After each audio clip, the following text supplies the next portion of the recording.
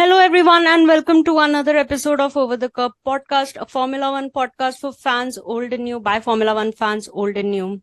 Joining me today, Honey Badger, Kramer, and Neil, and we are talking about last week in sports. Shaguni will be joining us in another 15-20 minutes. He apparently is the CEO of the company. That is why he is very busy. Yeah, Um, very busy. So we'll go from not interesting to most interesting. yeah. And speaking of not interesting, let's talk about Monaco.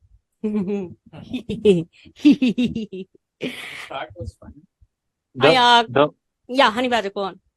the only fair review of Monaco GP is what is it according to you? Yeah. No, Mm, what is it? ah. See, I feel like now that Charles has won, he's broken the Monaco curse. We can just let go of it, unless they're planning like everybody from Leclerc family should get to win Monaco. In my opinion, Monaco should have been like something should have changed for Monaco when Danny Rick won that race at 60% power. Like that's not Formula One racing. I'm just Yeah, saying. It was redemption day for Daniel, and it was like crazy celebration and like one of the most special memories for like anybody who watched it, this, that, blah, blah, blah. I understand, but like the dude won at 60% power, man. If there was any other proof that you needed that Monaco is not fit for these cars as a track, I don't get it. And I also think that Monaco is glorified in this way, which other tracks which have that kind of heritage are not. Like, do you remember last couple of years? I think it was last year only when we were hearing all these talks about Spa being dropped from the calendar. Like Yeah, Spa is also yeah. one of the oldest circuits on the calendar, but they are okay to drop Spa. Is a good circuit, actually produces good racing, but they're not willing to consider dropping Monaco, which I don't see the point of it. Like FOM, FIA, like FIA does not do any of the like the operational part of it. The the telecasters are different and like everything, just the amount of work that gets done to make that GP happen is not like I don't know what it is about Monaco, but I think we have had enough of Monaco. Let's let Arthur Leclerc also win an F2 or something, and then let's just be done with Monaco. That is what they're going for. But no, yeah. no. Is it My because honest, most of the drivers are based in Monaco? So what? Is it because like most of the drivers are based in Monaco now? It doesn't matter. If that was the case, then they would have all the races in Monaco only, right? Like Yeah. they do travel the entire world. I also feel like DTS over glorified it in their first season. So all these like new fans are like crazy hyped about Monaco.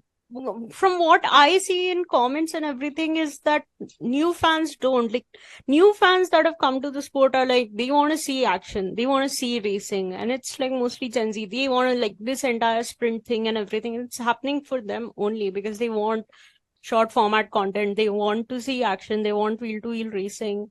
They want the drama. Monaco is finished on Saturday. Yeah. Like I think there were what 5 overtakes in the entire race. Out of that, Stroll got two, I guess. Yeah. Stroll got two. Yeah. But like okay, let's talk about the good things about Monaco. Is like Charles finally broke his curse, finally won his home Grand Prix. I think one of the most wholesome moments. His qualifying lap was amazing. Like got the pole by a lot. And yeah, I mean good for him. Like there's nothing to talk about what happened in Monaco, Yeah. except for It's the not first like lap incident. Ferrari did something amazing to win the race. Oh No my God. strategies, Like, nothing was required.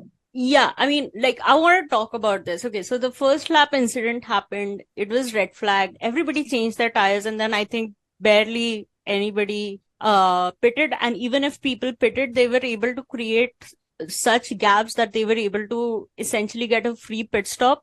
Like, I had the race on in background. I was not paying attention to it. at all. Like at all, at all. But like apparently Lewis and like well, a lot of people pitted or whatever. But so what we did was after the race was resumed, after the red flag, when the race resumed, I took a picture of of what the starting order was, and then we compared it to what the final classification was. And I think it was just one or two. Like I think the top 10 were the same. Or I think the top 12 were, no, I think Alonso Stroll, like some Aston Martin moved here and there.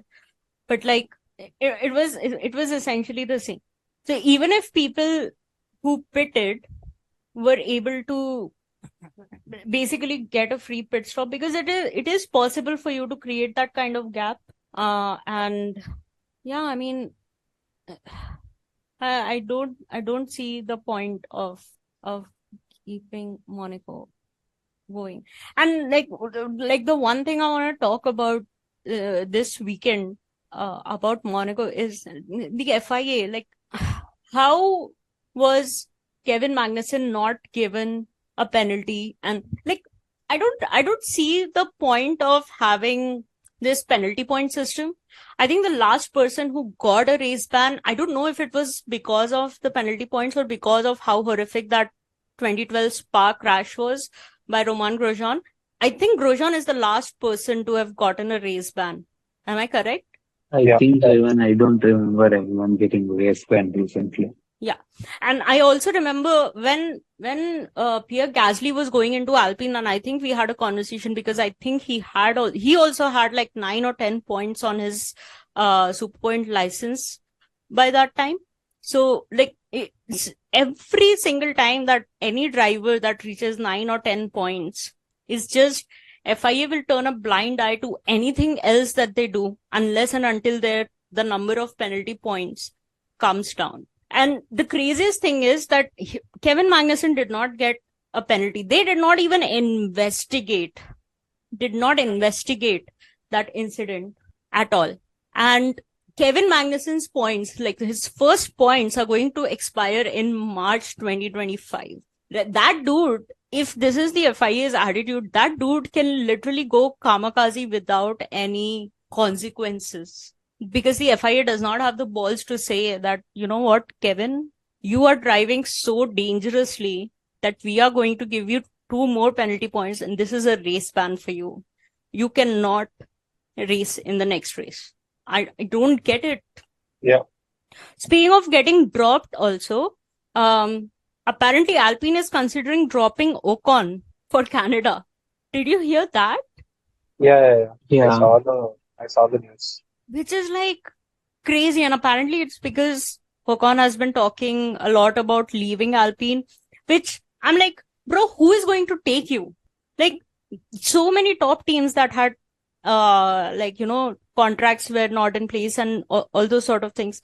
We said it in the last episode also, like Mercedes, like his manager has a driver opening in his own team, and we have not heard him saying that, oh, I mean, of course, the easiest choice would be to get Ocon. Like, Ocon is not into consideration anywhere. Like, what is he trying to do?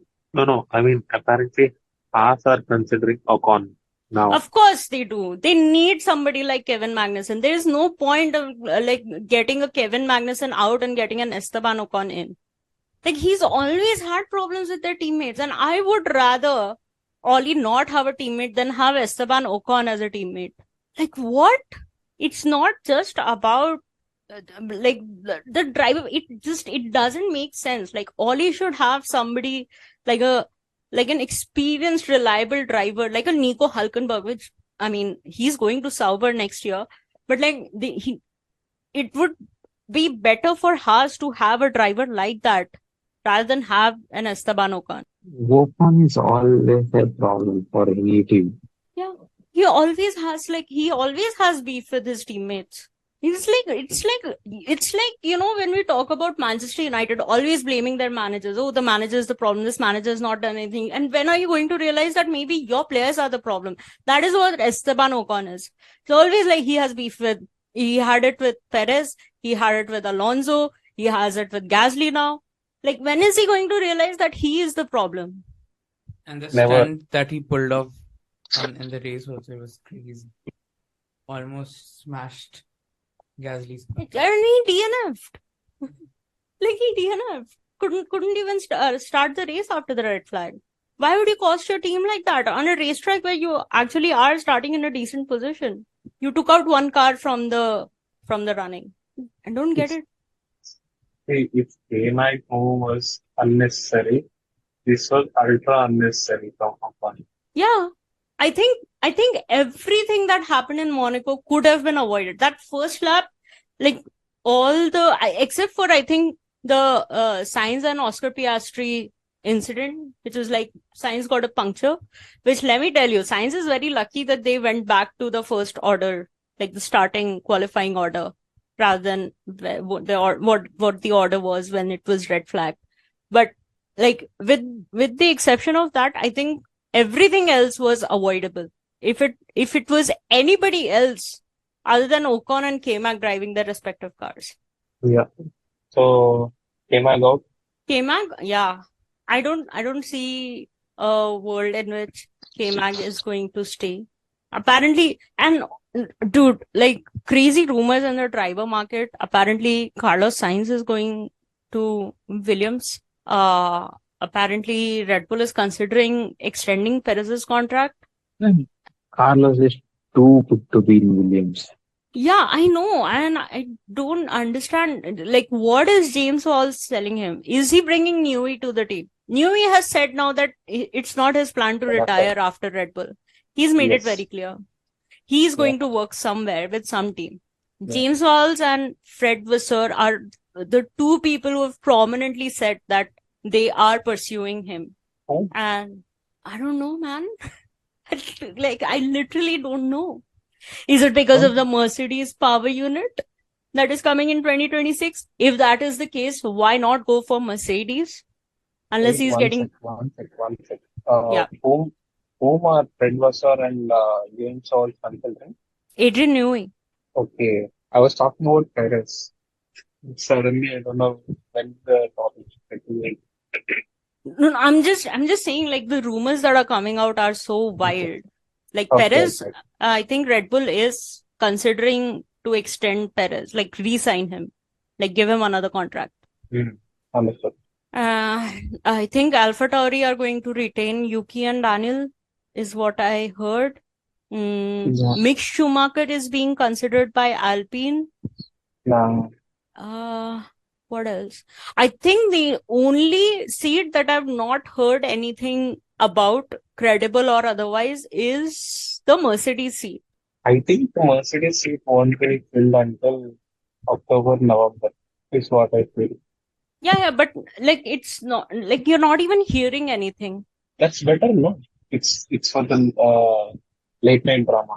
Yeah, I mean, the thing is that with McLaren and Ferrari so close now to Red Bull, and I think Red Bull apparently said that after this Perez crash, there might be delays in their upgrades because of the cost cap and everything.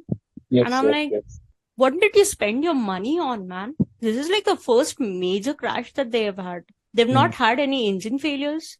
They've not had any other crazy accidents where they've had to, incur like significant damage costs and everything. Like, who cooked their books? Like, who was the accountant who did not consider crash damage of like, because I think this crash cost them like 2-3 million. And maybe the catering charges have gone through the roof. Maybe what? The catering charges. Yeah, I was just going to say, like, what sandwiches are they having? Yeah, it's crazy. This is okay, but also, what else from Monaco? Oscar Piastri, good performance, but again, man, I think Monaco has to go. And I was I think Max on the radio also said that it was a boring race. And I think this happens after every Monaco race. It happens like drivers, when they get interviewed, they're like, what would you change about Monaco? What would you change about Monaco? What would you change about Monaco? And they're like, I don't know, maybe mandatory 3 pit stop, 5 pit stop, this, that, blah, blah, blah, whatever race. But the pit stops did nothing. They did nothing. mandatory 3 pit stops, you are again going to do the exact same thing. Yes. We do have And mandatory 1 pit stop, right? yeah, Yeah, it yeah. will be drive train, DRS train situation in pit stop. That's it. Yeah. And I think if they just change that bus stop chicane, I think it can still give a place. Like, just remove that chicane, make it a straight line, straight out of the tunnel, and you're just going. You can still make that as an overtaking opportunity. But, like, I don't understand the logic of that chicane, man. Yeah. Even I was saying the same thing. Mhm. And only thing they can do with Monaco is scrap that race. Yeah. 100%. Or, like, Yeah. maybe make it like a processional race. Like have a See, race and everything, but, like, don't let it be a part of, like, the championship. I don't I see have the been point. I've been hearing this argument as well. The F2 race was amazing, it seems. I didn't watch the race, but compared to F1, the F2 Hmm. race was amazing. So yeah, F2 cars are like smaller, they can Smaller overtake. cars. exactly. Yeah. So maybe they should they should make one special edition cars reserved for Monaco if they want to keep this on the calendar. Yeah, maybe, but, like, again, like, the problem with that is it's the lower teams that are going to have a problem. Like, this was another potential solution. So, like, have some X amount of extra money in the budget to build a smaller car for Monaco. The problem, I think, with that is that the smaller teams would rather take that extra money and develop their cars and be like, okay, we sit out one race out of 24, but we have a chance to use this extra money to improve our cars for the remaining 23 races. What is the incentive for teams to build that car for just one race? Mhm. Like, right now, of course, they do make their separate rear wings, front wings for Monaco. They bring those kind of upgrades, but it always seems to me like it's like your your car is essentially the same. You're just making tweaks here and there. You know what? I have a better solution. Hmm. So if FI and F1 are very determined to keep Monaco on the calendar, Hmm. I suggest them to pump enough money and design the cars, all cars with the same specs, and let the 20 drivers race. But that's F2. That's F2. Again, the same at Formula One level, they should design the cars and they should have all the checks, and then uh, let the 20 drivers race just for one race. Wouldn't that be amazing? Don't you feel? Yeah. I mean, smaller cars is always better. But again, I think there is going to be a lot of pushback because the problem with Monaco right now is nobody would want to give up their best chance to score whatever points they can score in Monaco because it affects the championship. Mm. Like, yeah, sure, we've had Max win by a country mile and everything. Right now, it doesn't feel like if you, I think I saw a graphic where, like, after the first whatever, however many races have we had, it's like 7 or 8. Like, Red Bull last year were at 300 something points. Right now, they're at 180 something. And, like, the teams behind, like Ferrari and McLaren, are still close by. Like, it's not like they are too far behind. All of them Yeah, are 100 plus. Perez is having a very bad season. Perez just Imola and Monaco, I think. But she's not very consistent in the top three. It was like Perez second spot confirmed, like in previous seasons. Yeah. In this season, it is getting shuffled. No, I mean, like, even previous season, I think Perez had a lot of, like, especially in the Euro leg of the races, Perez had a very shitty season. But still, like, Max was winning. Like, right now, we've had Carlos Sainz win Australia. We've had Lando win Miami. No, Carlos didn't win. Where did Carlos win? Melbourne. Yeah. Sorry. Well, Yeah, Australia. Lando winning in Miami, and then Charles winning in Monaco. Next, we are going to Montreal. I think whenever they go to an M place, there is a different race winner. So what I'm saying is Red Bull does not have the kind of advantage that it had last year, which could be famous last words, but we'll see. Red Bull is a good car, but only in the hands of Max Verstappen. I think Red Bull has had consistent problems with finding somebody else who can deliver what that car can deliver. Which is why I am really surprised that they are actually considering signing Perez again. No, I think Perez has done considerably decent enough, right, in that second position. Yeah, he has. But So it makes sense to, in the eyes of Red Bull, it makes sense to, I mean, extend his contract.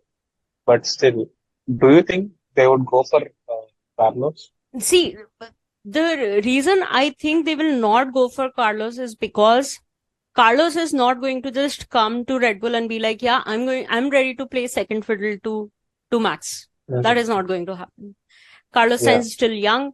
He wants to be a world champion one day. He wants to be fighting for wins. He's very capable of getting those wins, considering he's the only non-Red Bull driver to have won last year. So, I think that is the reason Carlos is having to approach like Williams and shit, because Red Bull is not going to want to disturb Max Verstappen and the number one position he holds. As for Perez, yes, Perez is doing decent-ish, but the competition is now closer. And if Red Bull is saying that their upgrades might be delayed, and I also read that they are also having some correlation issues in their wind tunnel. So if all those things are considered, and with Ferrari and McLaren where they are, if it's going to be a battle from here on out until the end of the season, I don't think they can afford to have Perez in a car like that. I really think as of right now, there is a possibility Max might still win the world championship, but there might be the constructor championship might be won by Ferrari or McLaren, because Oscar and Norris and Carlos and Charles are much more closer and consistent. Like both those teams and all four of those drivers are able to extract what their car is capable of. Whereas if you see between those three teams and the difference between the drivers, I think the largest gap is between Max and Perez. And for me, Norris and Oscar looks like a dream duo. Yeah. I mean, they are Both of them so are close. stepping up at very right time. Yeah. So I think if McLaren Ferrari continues to improve and Red Bull is going to delay their upgrades for whatever reason, I mean, like it was mind blowing to read that because of this one crash, they could have such issues, which, okay, whatever. But I'm just saying that, yeah, then having Perez in the team is a liability. Like, I think the decision on Perez's contract extension might not come until October, November, when they can really assess if Max is capable of winning both the driver and constructor on his own. Because, for Max, of course, the driver championship is important, but Red Bull gets money, the most amount of money, if they come first in the constructors. So, I'm just saying. Yeah, so let's see what's gonna happen. We have to wait. There will be a lot of shuffling. Yeah. I mean, the thing is that realistically, who can Red Bull sign in place of Perez is the question. But I still think they should sign somebody who is able to drive that car and be closer to Max. Like Perez, I know it's like very recency biased of me, but like we saw this last year also when Perez started, like whenever we would get to the European leg, like he would just start having problems in his qualifying. Like Yuki Tsunoda and Perez have had equal number of Q3 appearances till now. That start was very crazy. Yeah. So I think, last two races he got out in Q1 itself, and I think there was one race in which he got out in Q2, which is okay. Like at any other track, you're able to overtake, you are able to do something, you can go for an overcut, you can go for an undercut. There are possibilities to gain positions and everything. Not in Monaco.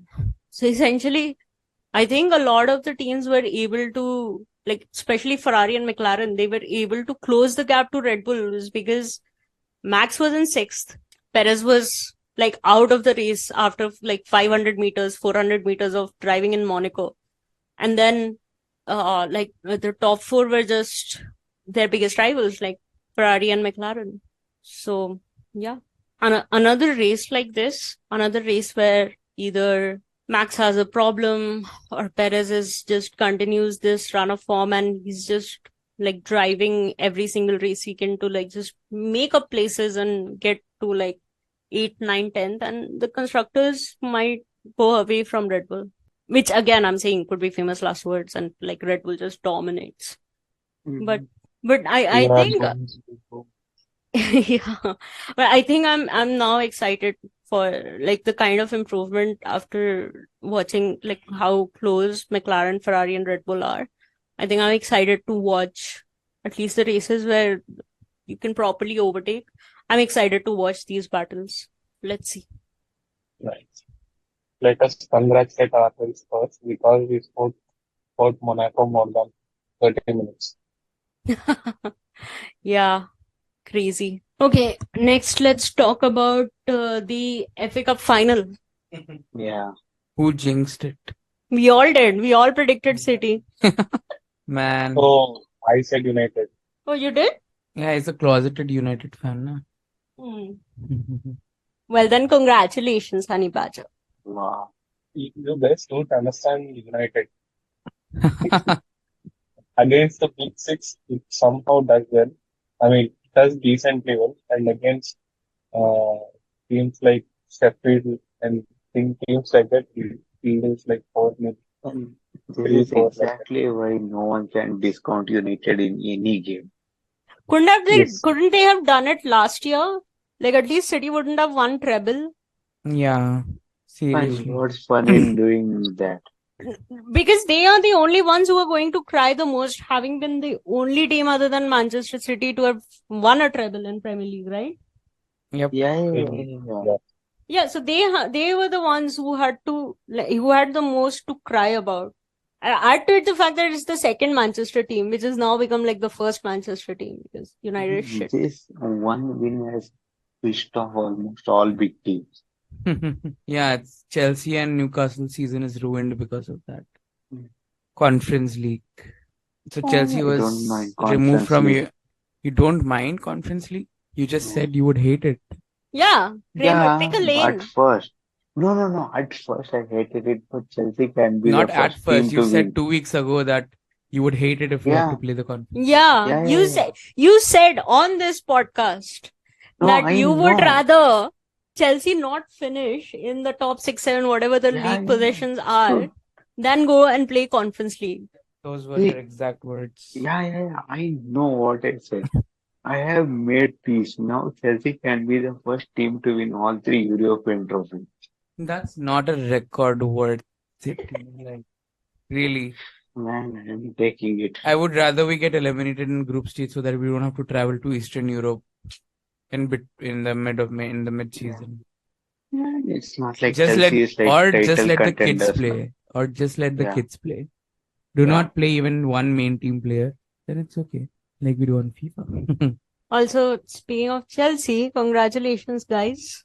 Enzo Maresca, 5 fucking year deal. It's okay. Doesn't matter how many years he's getting. He's getting sacked next Yeah. season. If it doesn't work out.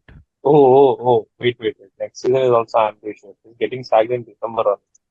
No. That's Yeah, not another happening. option. Then Yeah, they if would they have gave sacked Maurizio Yeah. Poch time, They're they'll give giving him one also. season. Yeah. At least one season he'll get. If it's as bad as Graham Potter, who knows? But Yeah. I don't think so. He'll be as bad as Graham Potter, but I don't see him like instantly having some success either. It'll take time, like 6 months minimum. I Yeah, think you guys lost. It's crazy, man, how Chelsea's operating right now because Pochettino. And Chelsea had like best opportunity to win the EPL next season, not this upcoming season after that with Poch. Also, with the number of like manager transfers this season, I think they should have like just retained Poch for this year, Yeah. and then Then at least they would have seen how Maresca plays in the Premier League, no, with Leicester, and Yeah, then signed him. I think so that review meeting didn't go well for Poch. Like he must have yeah. stood up for himself, and they didn't like it, and then they just sacked him. Again, like players were very off with this training regimen. They're like, this is giving us too much like stress fractures and all. I think the players were, but the players were still sad to see him go. Yeah, they were sad, but they were like, man, ease up on the training a bit, so you will get fine. And I don't know, man. Yeah. I'm happy that we didn't get Thomas Frank or who was that other guy? McKenna. No, McKenna is still fine. Deserby. Oh, yeah. Fuck, De Zerbi would have been a disaster. Brighton 2.0. No. Like, yeah, I'm okay with Maresca because I don't mind his style, and like I've seen some tactical videos about him, Mm. about how he uses inverted like left back and right Right. back. It's similar, but yeah, Would you it's have taken Unai Emery? No. any day. Kramer, Better you? than No, not one Emery. for me, he's the Come manager on, of the season.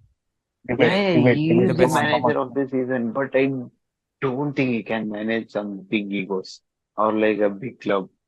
You And have he is kids. Kids don't Yeah. have I was egos. just about to say we don't have any ego. owner.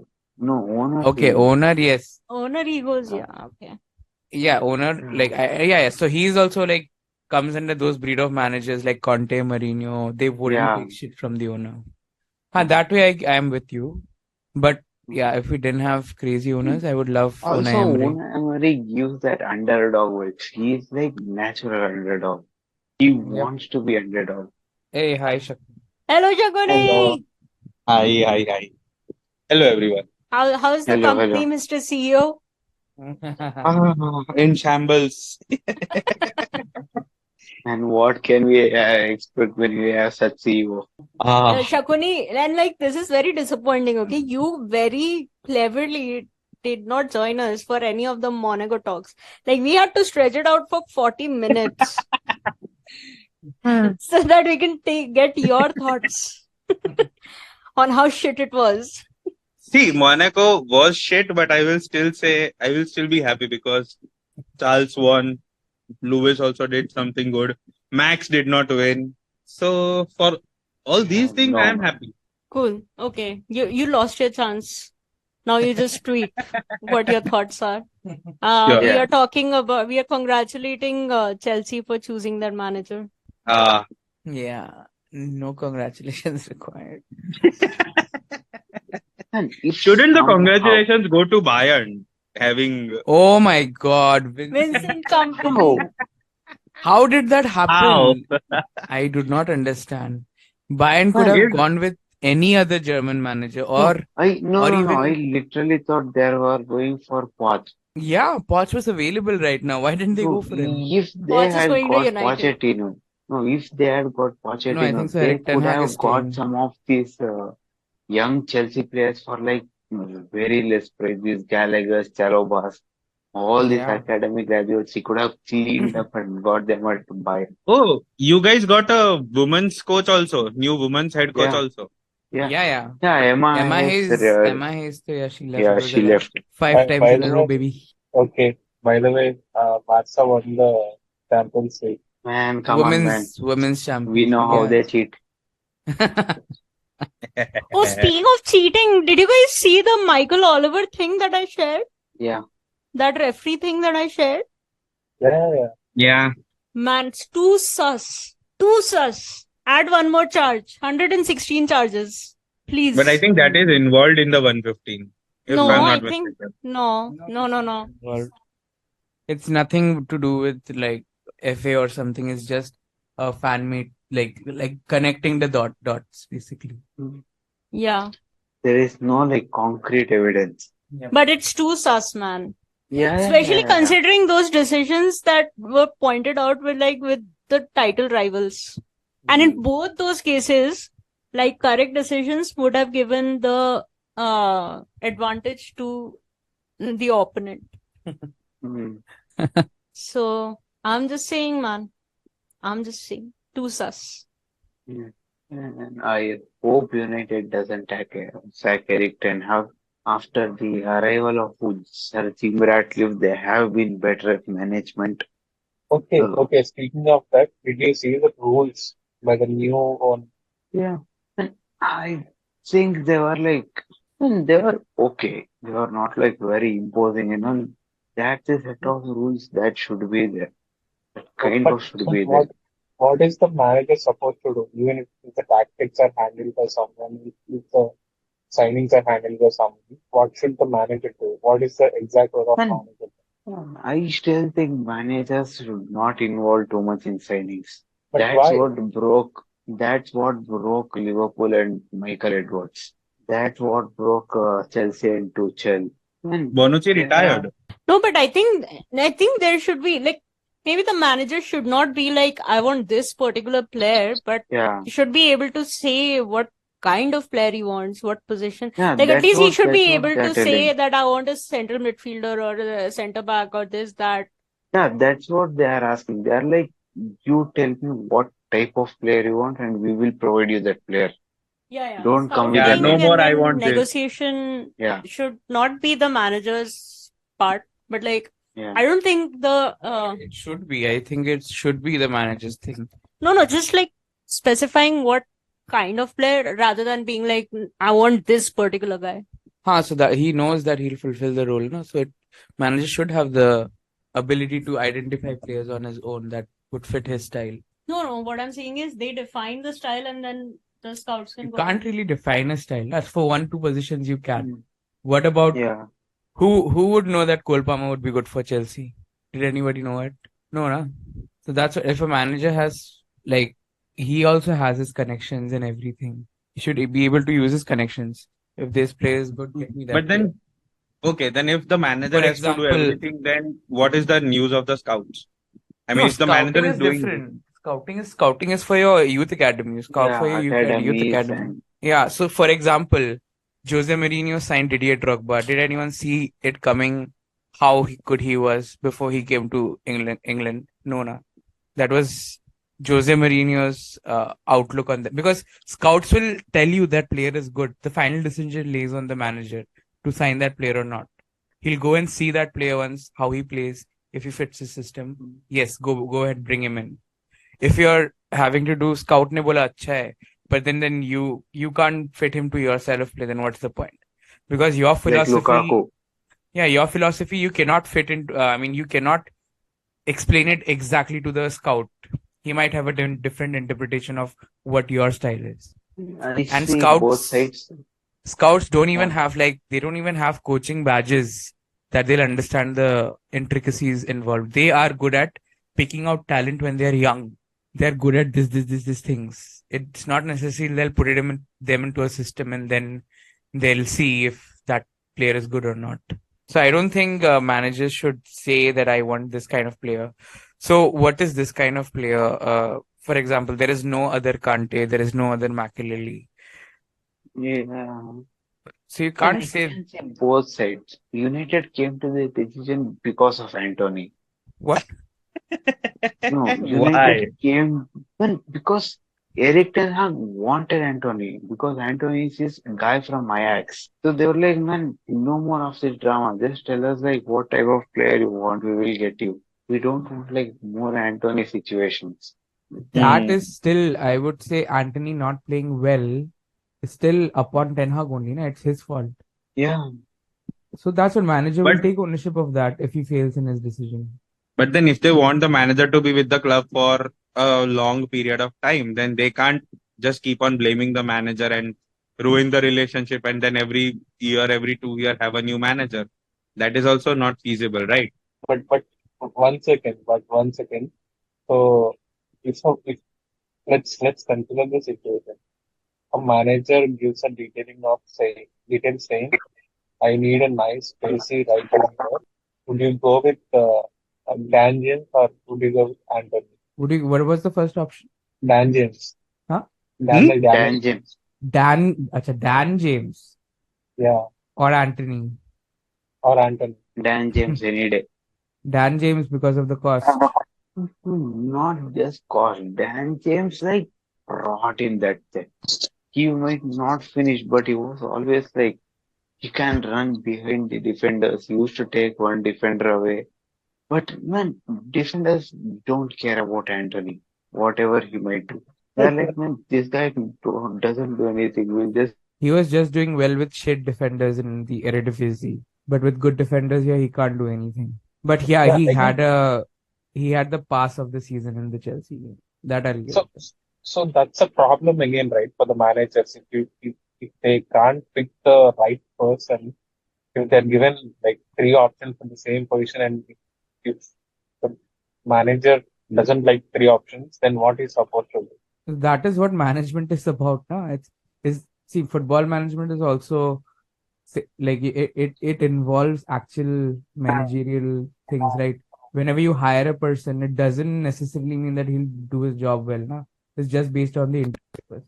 What job he'll do is dependent on that player or that person only, no? As a manager, you have to decide whether you want that person or not.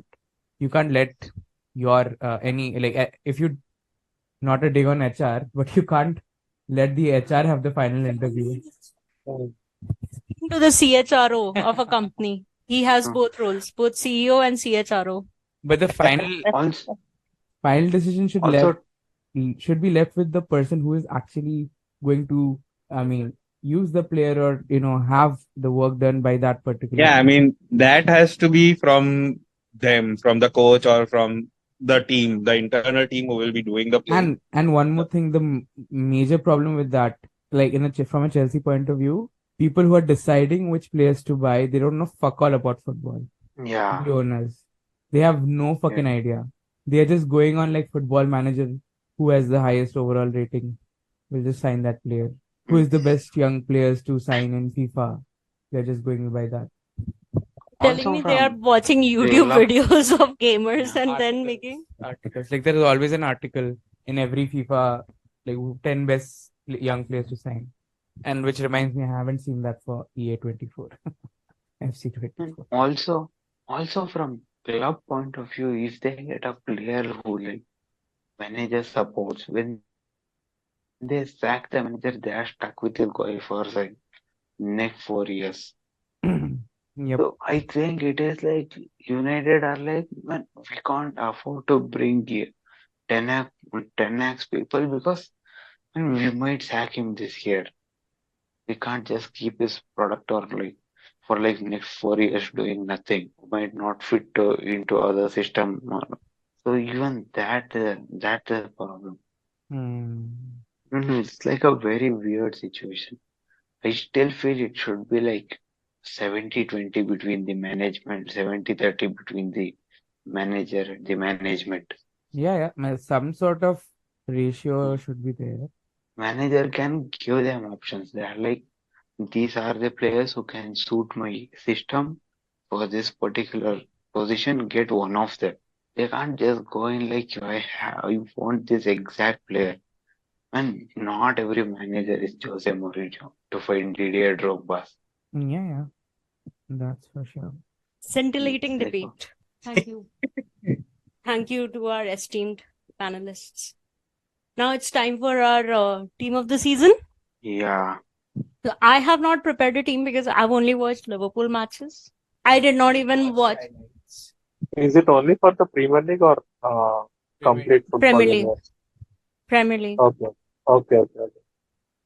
So I am going to let the experts do the talking. And my team of the season is the Liverpool team. I don't care. So I'll just share my team of the season. You can make. No. No. You We go guys will position by go position by position like we did all time Arsenal, Man City, Liverpool. But do we have the same formation though? No, we can't have the same formation. No? Which formation are you guys having? 4-4-2. I'm having 4-3-3. I'm having 4-4-3. 4-3-3. Same. I I'm just having become Four, Todd four, Bowley. three. Four, Yeah, four, I just became three. Todd Bowley for a second. I'm having 4-2-1-3. Ooh, eh? Oh Yeah. yeah. Even I'm having like similar, like 4-3-3 with two holding midfielders. Yeah, two holding midfield. Like not exactly holding midfielders, but Fluid. Yeah. Okay, Yeah. let's do this then. You guys start with your goalkeepers and you have your four backs, right? Four defenders. Yeah. Yeah. Yeah. Yeah. Okay. Then go by your midfields at a time, and then the forwards. Yeah. So basically, I have a double pivot. So goalkeeper, I would say Martinez, Emiliano Hmm. Martinez, A boo. Okay. for me. Okay. And for me, it is Jordan Pickford. Yeah. For me to pick for. Can you guys hear me? Hello. Yeah, Hello. we can hear you, Shakuni. Okay. Yeah. I forgot the name of the Arsenal keeper, so I am searching Raya, for it. David Raya. Raya. Yes, David Raya. yes, Oh, yes, even yes. I know Yeah. that. And he was just too good for them. I just want to give a special shout out to Kelleher of the work he did in absence of Allison. Yeah. I want to give shout out to who's this guy? Petrovic. Petrovic. Yeah. So, are we not going to give the special trophy to Onana for having the most goals in the season? We No. should. No. No. No, we'll do a separate worst team. We'll do a worst team also. Yeah. Okay. Okay. Okay, so let's go for left back. I would give it to Anthony Robinson, Fulham. Oh, I don't think so any other left back comes close. So, I mean, yeah. you guys can take it up. Mm, Who had a good season this time? For that. Hmm. Why not Trent? Trent is no, right Trent back. is right back. And, No, not Trent. Come on. Trent is left back. Right back, yeah. Yeah. Trent is fine. Robertson is their left back. Or Simicas. Even for me, it is Robinson from Fulham. Yeah. Don't think anyone else had like a very good year. Yeah, in left back. Yeah. Okay. Let's go with that. Shakuni. Yeah. We can have, you guys can have different teams. It's okay. Yeah. Yeah. Which is the next Man. position? Hey, one Centre second. back? Who is at Arsenal left back? Tomiyasu. Yeah, To- Tomiyasu, Tomiyasu, Zinchenko, they didn't have like a proper left back. proper left back, yeah. Yeah. Timber And was also, injured. Yeah. he's decent enough, but not like, obviously not for this level. So, Shakuni, you're not going for anyone particular? No. Okay. So, next So is for a centre lot back. of positions, I will not have anyone because I have not watched a lot. But Because you didn't do your homework. Yeah. yeah, that also. He's busy managing a company, Mansi. Come on. Um, Give him Thank some you so much. time. Yeah. Yeah, sure. So, centre back pairing. Let's go for pairing. I would say Saliba and Virgil van Dijk. No, man. For me, it is Saliba and Gabriel. For me, it is Saliba and Maguire. Saliba and Maguire. Maguire. Oh, Man. no. Maguire didn't play full season. And also, they have scored the most goals Yeah. ever. How can. And for me, it is like clear cut Saliba and Gabriel, man. They have like 29 goals. No, like they've had a good partnership, no doubt. Saliba was Yeah. but even Van Dijk had a very good season until the last 5 games. I mean, he had a good season.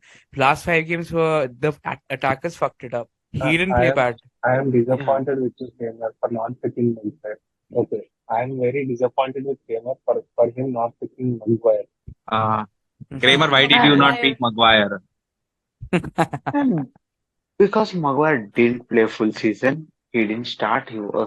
He played half a season, and I think Saliba and Gabriel are better.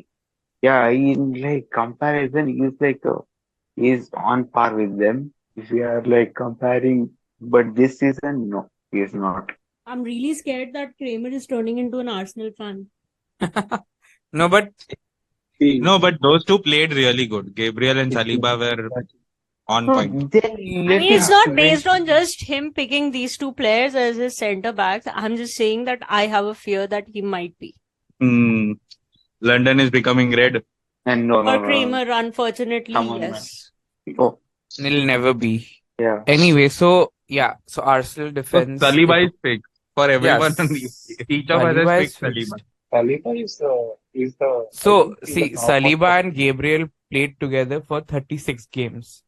They had a solid Yeah. partnership. Virgil van Dijk had to play with different centre back pairings on and on, Konate, Matip, even Kwanzaa, for so many games.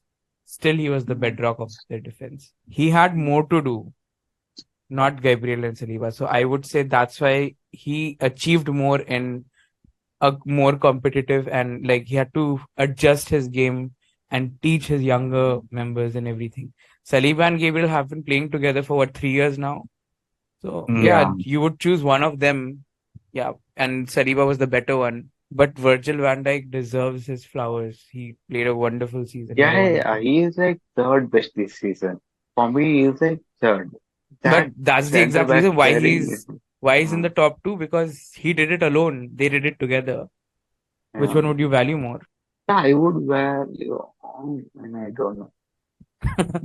I did think in this POV, I was like, man, this pairing is too OP there. Both have to be there. Yeah, I mean, many people would go for that, but like, Yeah. yeah, people also like that's the thing. It's either Saliba or Gabriel or Saliba and Van Dijk. Saliba is fixed, but Yeah. William Saliba is Van like Dijk, I there, would say there. he did more than he was supposed to.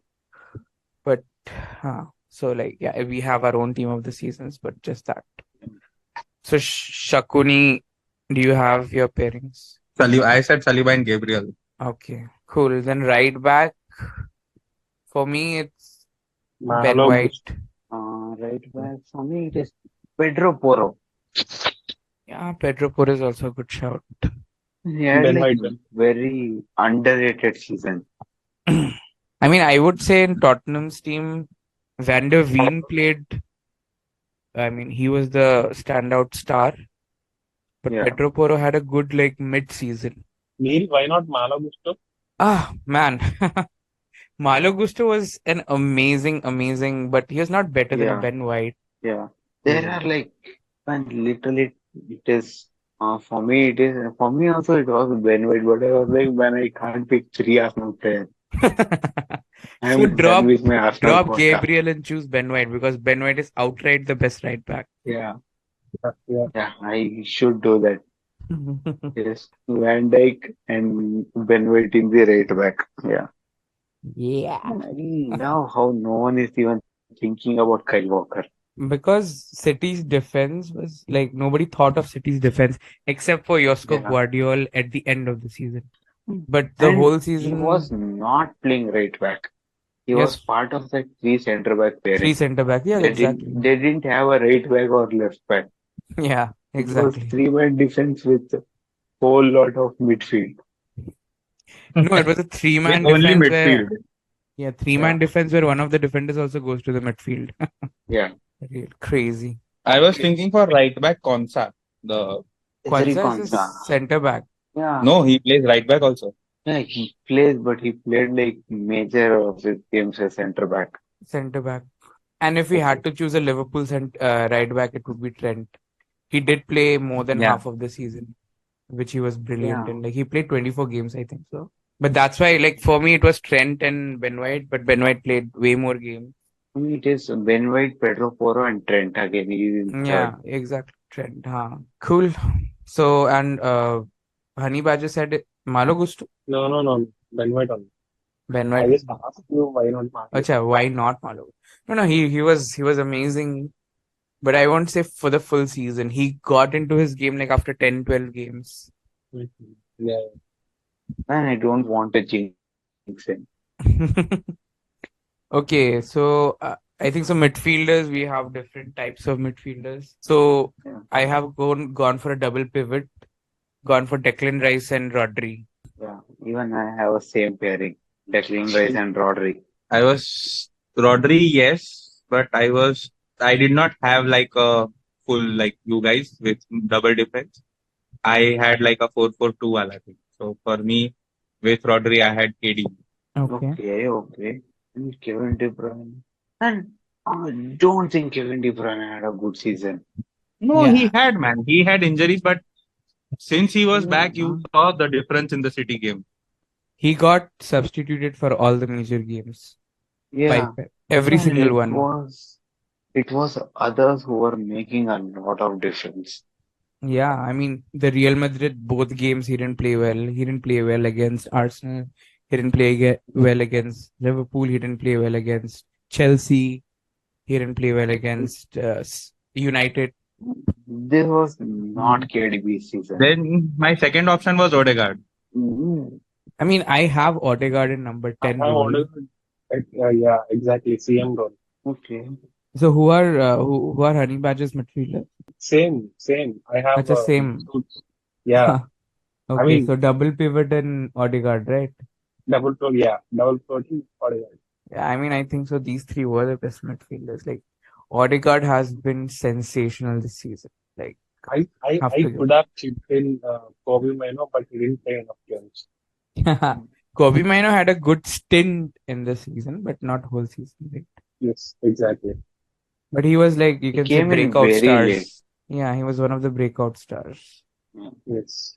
Then wingers, of course, like there is no debating. Right wing is Foden. Cole Palmer, and left wing, And I would for say me, Foden. number 10 is Cole Palmer. Then where do you play Odegaard? Odegaard is not in my team. Oh, he's not in your Oh, team. Yeah, it Who is your is right winger? Declan Rice, Rodri, Saka. not Foden? Foden is Foden. left winger. Yeah, Foden is left winger. Same here. Same. Oh. Foden left wing, Cole Palmer, and my striker would be Watkins. Yeah, same. Mine also. Striker is Watkins. For me, it is between Saka and Salah for right wing. No. Because Okay, you're not Saka. considering Palmer there. But Yeah, Palmer yeah, played most of the time in right wing, no? He yeah, didn't yeah, play yeah. number 10. But I think, man, I don't want to put him in right wing and like I don't want to miss out on Saka and Salah. I wanted at least But one you're of missing them. out on Odegaard, who has been a better player than both of them this season. I mean, yeah, you can make your choice. Of course. So, Shakuni, what Yes. about you? For me, it will be Cole Palmer at 10, right wing Saka, left wing Foden. And striker? Ollie Watkins. Watkins. And Shakuni's wingers are? I think I said Palmer and Foden. We should like shout out for Bruno Fernandes. No, like Bruno had For what? above Waking up average, too little, too late? above average season he had, but Yeah. he was not one of the best. And Areola, Christian Romero had Yeah, a we good should do our season. shout outs, like honorable Yeah. mentions. So for me, Erling strikers, Erling Haaland, I don't know, like Alexander Isak, and Oh yeah. he had a I good actually season. was thinking about that Solanke. Solanke also had a good season. Solanke. Dominic Solanke. And So he is these a are Chelsea honorable guy. mentions for that. Wingers, for me, Saka is an honorable mention. He had a If good season. Chelsea are trying to sign a striker, they should like go for Dominic Solanke. And he was their academy product. So Yeah, he is a definitely. Chelsea lad. Yep. But they would never do Won't- it. That's the Yeah, he problem. won't cost much. Man, I have a strong suspicion that they will get injured Victor Osimhen. Victor Osimhen, I mean, again, it's again a gamble because it's the Italian league Yeah, he's he's coming from. injured. And he He's gets very injured injury so prone. often. Yeah. Man, I hope that Manchester United just gets Victor Osimhen. Yeah, please do. And we don't want another injury, man. We have enough. Yeah, man. Seriously. Nicola Jackson had a surprisingly good second half. Very good second half. Yeah, he's improving. We can see that. Like, it's like when you see players improving on FIFA, like their overall is increasing. I Yeah. can see it happening in real life Yeah. For with me, Jackson. if they stick with Jackson, man, I'm very happy. Don't want to be complaining. Yeah, because as this season, I'm expecting anything. Yeah. If it was with Poch, yes, I would expect top 4. But now I'm not expecting that also. Let's see Yeah, what like, Let's see what happens. give me fifth position. Like proper Yeah. Europa League. Yeah, so we are in Conference League. Next step is technically Europa League only. Great. So that is our team of the season, guys. Tell us any Manager of the comments. season. Unai Emre. Okay. Yeah. What about Shakuni? I also think Unai Emery. Okay. Any better? So Eric Ten Hag. from Oh. our teams of the season, do you have No, I'm just kidding. any additions, deletion? You want to And try I, out for the team? From who would make I your own have team? my manager of the season, man. Sean Dyche. Make your own. Mansi, would you like to make your team now after hearing our opinions? Was I supposed to listen to this? You would not Wow. listen to this.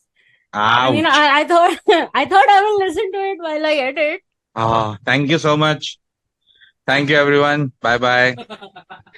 That's it for today. I in my defense, I Hmm. stopped listening after Kramer said Gabriel and Saliba.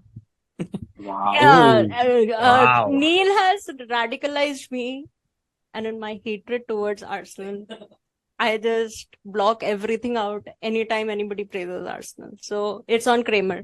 So we had only Foden and Rodri in our teams from the team which won the league, right? Yeah.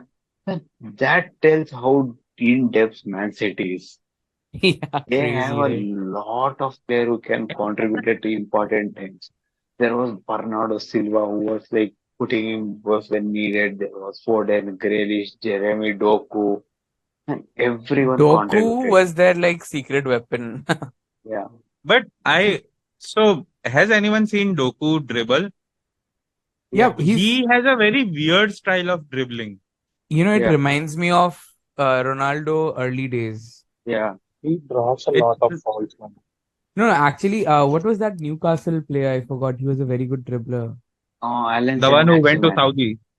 Yeah. Alan Saint San Maximin. Maximin. Saint Maximin. So he's early days Saint Maximin, not the finished product, but the early days. But it is very weird, and so It's I very thought it was very inefficient. predictable. Yeah, it's very Yeah. inefficient. He will lose the ball 5 times out of 10. So it's Mm. like no point. I mean, Van They had Bissaka was toying with him so much in the FA Cup game. Van Yeah. Bissaka was toying with him again and okay. again. Van Bissaka's defensive ability is criminally underrated. Yeah, he's a very good defender, but going forward is his weakness. Yeah. That's the problem. Because now And modern game defenders Yeah. have to be involved in attacking. Yeah. I would say if he would have played in Sir Alex era, he would have replaced Gary Neville for sure. And I always look at him and think like, man, he can defend anyone. Like, if he's like right back, if you just tell him to defend, no attack, man. You just pass the ball to midfield and you just defend this other guy, and I don't see them getting faster. Yep. He's that good. Yeah. So that's what feels him now. When he goes forward, he has to come back. That journey, Yeah. that is his Yeah. downfall. Yeah. Who was the surprise signing of the season? Surprise signing, as in you didn't expect that Yeah, team to sign that player. No. That signing to work so well. Palmer. Like, not Cole Palmer. Who's not named If Cole not Palmer? Cole Palmer, then McAllister. if not Cole Palmer, then McAllister. No, McAllister, we expected this. He was coming from that World Cup high. No, I didn't. He's Yeah. like, Okay. And what did you expect from your World Cup winner Enzo Fernandez? man, that's why I'm not putting him as like, yeah, he's good. No, but like We're again, not- like Enzo Fernandez is good, and that is why Chelsea wanted him. But like you're not always going to get what you are assuming that you're signing. And I think McAllister has done well in the Liverpool system. And for So- me, it is Wataru Endo. Endo was also good, and especially value for money. McAllister carried that name. He had played for Brighton. He had that, like, he had that. But still, that even quality McAllister in is him. value for We money. knew he can do well. We spend 100 mil plus on Caicedo. But They no spend one 40 knew million. what Wataru Endo could do. Yeah, that is true. He has But been Endo like was also, for very me, Endo solid was for like Liverpool. second. Without him, it would have been very tough for them. Okay, let's talk about something more interesting that is upcoming other than the Champions League final, which is Euros 2024. Pow. I really thought you were going to say the Cricket World Cup, and I was like, what is she going to say? What the fuck? No, we are anti-cricket in this Yeah. household, at least not on this podcast, because I know the rest of you, 60% of this podcast team watches cricket. So Yeah. What did you think of the IPL finals then?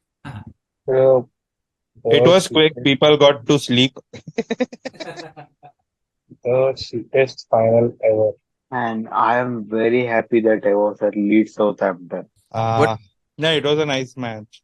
I feel anyone who goes to UK to watch football games, they should sack off the idea of watching EPL. They should go and watch championship games, man. Each pass is appreciated. Everything for whole 90 minutes, people will be singing songs. It is like Yeah, whole different vibes. Only few teams in EPL do that, which is Liverpool, United, West Ham, very few. yeah, It's atmosphere so is much something, fun. but the quality is not there. But when you're watching in stadium, you won't see much difference. So like, yeah, this is good only because man, Ethan Maybe Camp that could only. final was really good because Yeah, yeah, yeah. they were It the was. best teams in championship. But Yeah. a random championship game, you can No, no, see no, no. the Yeah, quality being not there. yeah. Euros 2024. We have picked our team except Hanibaja. Hanibaja, you haven't told us your first team. You We have know told us your second Spain. team. We know Spain is second. For everyone. No, not for me. I'm Croatia. For everyone of us other than No, you guys. Acha, okay, fine, okay. Hanibaja, have you picked your first team? I don't want to root for England, but finally I'm being forced to do. So you are also going for England. How original. Anyway, Oh, ouch. Hanibaja, come on, bro. Not England. Anyone but no, England. of course he can. Of course he can. There's no problem in going for. One sec. I want to change now. Yes. dude? Why? Yes. No, I am just kidding. Okay, see. Okay, I am just kidding. No one calls No, me a fucking bully. Kramer and me are Germany. Neil Yeah. and Shakuni are England. Hanibaja, you're the deciding vote. You decide. Yeah, like You decide if we support. You decide if we support the ex-Nazis or current white supremacists. You know, already the colonial, the inventors of Independence Day across the world. You decide who does this podcast support. Oh my Wow. Come on. god. We get a leave because of Independence Day. Yeah. Yeah. and they gave us Premier League. Come on. Yeah. Okay, I am going with France. Good. Oh. Very good. Good. Boo. Man, Boo. I want to support France, but Mbappe, no man. Yes, Exactly. Kramer. Yes, exactly. Man, France is like Exact fuckingly. France can like field two teams and still play each other in the final. That's something why I don't want to support them. They have so many good players. They're not even taking some of the big players. Okay, can I finally talk about Euros? So we are doing an elaborate fantasy league. I should not say elaborate because, and listeners, if you want to participate in this fantasy league with us, hit us up on Instagram, on Twitter, on our email address. Only true fans will know what our email address is. So in case you're a new fan, it's overthecurvepodcast@gmail.com. So hit us up and I will send you the links and you can participate with us. Yay! Yay! Cool. What's happening with Prediction League? Prediction League. Unfortunately, Neil is still leading. So Neil is leading with 32 points. Oh, okay. I am second with 24. Kramer, you are third with 20 points. Hanibaja, you have overtaken Shakuni and you are now at 18 points. And Shakuni, you are behind Hanibaja, but by just 1 point, which is 17. That's it from this episode. Thank you, guys, for joining. It was a very long episode. I am glad we had all these scintillating discussions. And what are we recording? Canada is next weekend, right? No, next week. Yeah, Next weekend only? 7th. 7th, right? Next to next. Yeah, they can't go from Monaco, Canada, like just in 1 week. I mean, they can travel, but like jet lag and whatnot. They can't race. They can't race. Cool. Cool. So we only have like Champions League final, and then we have Neil's birthday. Yeah. Yay! Damn, I'm Yeah, turning Champions League. 31. Neil is going to have. Are you going to have existential crisis or something? Not at all. No. Ah, damn. I thought I might have fun on his birthday. Okay. Until the Champions League final, then. All right. Cool. Bye. Bye. Bye.